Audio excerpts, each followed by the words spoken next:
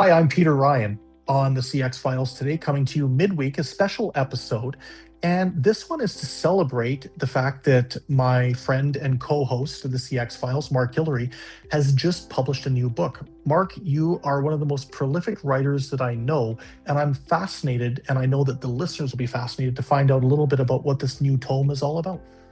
Yeah, thanks, Peter. It's good to be on my own podcast talking about my own book. This is book 29. So I think the one that we are working on together for the CX Files, that will be book 30 for me. But this one is If AI Can't See You, You Don't Exist. And it's basically talking about the way that the entire sales and marketing operation has changed, especially within the BPOs. But everybody that's in a sort of B2B relationship is finding that AI has sort of fundamentally changed the way that they need to talk to the market. Your clients are out there. They're not waiting for a cold call from a salesperson. They're going to ChatGPT, Gemini, Claude. They're defining what their problems are. They're comparing different solutions. They're asking for suppliers to be recommended. And so that means, if you're a BPO today and you're trying to find B2B clients, you need to be training the AI systems. And so that comes down to content, articles, interviews, podcasts like the CX Files. It's interesting that I remember last November, I was in London and I was having a beer with Paul O'Hara, who was a guest on the podcast last November. And it was we were in the pub in London a few days after he'd been on CX Files, and he'd been talking about how AI is going to change the BPO community. And I just went to ChatGPT in front of him and asked about how is AI going to change BPO? And it came up, the first thing it said was go and listen to the CX Files with Paul O'Hara, because he talks about this. And so, it's that kind of thing, asking questions to the AI systems.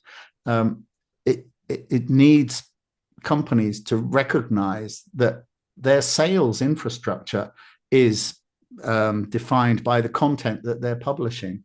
No, one of the things I was just going to add to that is that you can't auto-generate it, because if all you're publishing is 5 top tips for transformation, then all that stuff is just going to get ignored. It's ignored by human readers who can't stand all the AI slop, but it's also ignored by the AI, because what it will recommend is, here's a podcast where so-and-so talks about their genuine business experience, or here's an article where so-and-so talks about their experience working with company X. It's interesting because I was talking with Andrew Cokes from Pivot AI Global, and Andrew is becoming rapidly seen as a thought leader in this domain in his own right. And I think he said that year on year, Google searches are down something like 30 to 40%. And that this is being picked up by these different AI interfaces. And look, I'm not going to lie, in a lot of cases when I don't have a lot of visibility on a particular location or maybe players in a particular sector, I'll go to ChatGPT and ask which are the ones that I need to think about. I'll give you a classic example, Mark. Not long ago, as Mark Angus, Tracy Freeman, and I were thinking a little bit about where to host CX Outsourcers 2027, we had a particular city in mind, and it's not a city I'm overly familiar with. And I asked ChatGPT, based on previous events that we've held at venue A, venue B, venue C in these different cities, what would give a similar type vibe? And it gave me 5 or 6 different choices. I went to visit a lot of those different choices when I went to this city. And I'm not saying which one on purpose, because we'll be doing the big reveal soon. But every one of them was a winner. And the reality was it would have taken me an infinite amount more time to use one of the web browsers to do it, or one of the web interfaces, whether it's Google, Bing, etc. So there's definitely something to the fact that it gives you a greater level of granularity.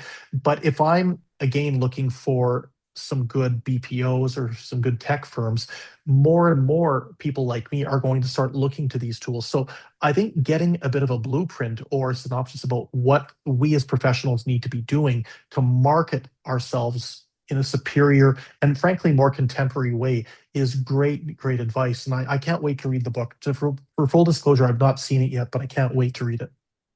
No, that's fantastic, and that's the point. That if you want to build commercial value into your sales and marketing effort, then you need to be visible. If you're not visible on these systems now, then frankly, you're not going to get any calls.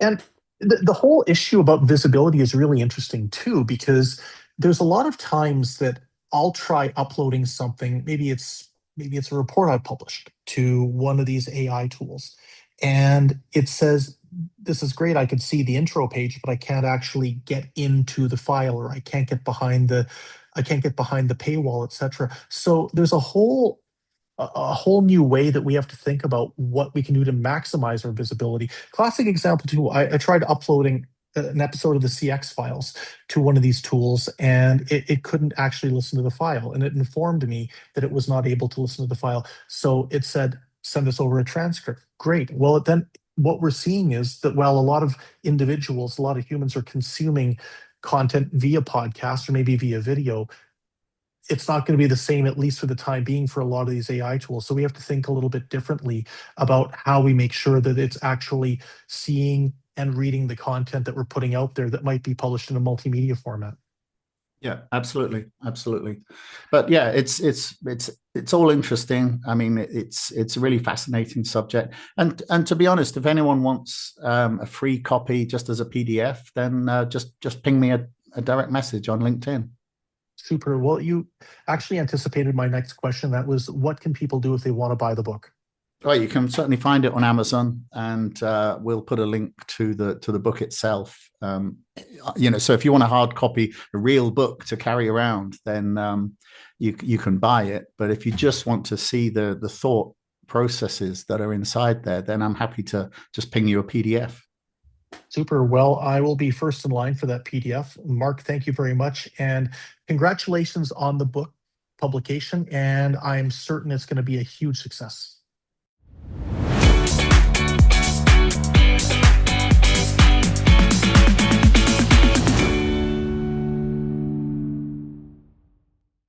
Thanks for listening to the CX Files podcast. We really appreciate your feedback and suggestions. You can reach myself, Mark Hillary, or Peter Ryan via LinkedIn. Please also leave a rating or review on your favourite podcast provider, as that helps more people to find us. As always, we'd like to thank Chris Haig at Traction Media for the CX Files graphics. See you next week.